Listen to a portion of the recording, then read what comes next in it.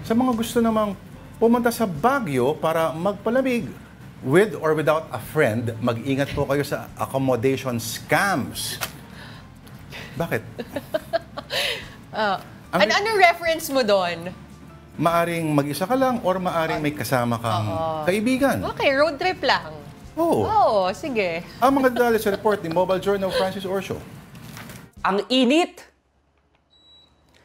Sarap sigurong mag-Baguio, no? Sa mga nagbabalak dyan, ingat sa online booking ng accommodation. Talamak na kasi ang scams para ang bakasyon hindi mauwi sa stress at masulit ang ganitong view sa City of Pines. Sa Baguio nagkayayaan ang magbabarkadang ito mula Cavite na gustong magpalamig at matakasan kahit saglit ang tag-init. Sobrang init po talaga kahit na sobrang open na po yung aircon niya. Parang nararamdaman mo na lang. Tapos bila silang nagkayayaan na magpunta kaya tayo ng Baguio kasi nga po mainit.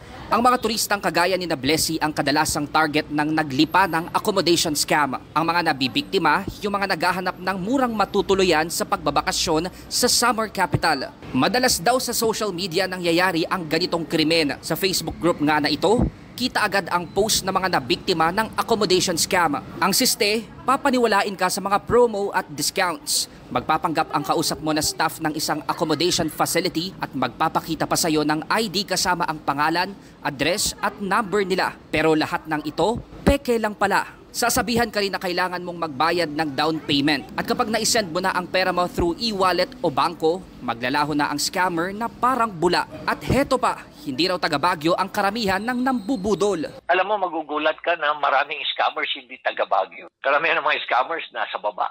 In fact, some of them are even based in Mindanao, Visayas. Kaya nga walang definite na masasabi mo na ma-locate mo talaga kung nasaan sila. Pangamba ng LGU, baka mas dumami pa ang magsasamantala ngayong maraming gustong magpalamig sa Baguio. Kaya sa mga nagpaplanong magbakasyon sa City of Pines, may paalala ang Baguio LGU.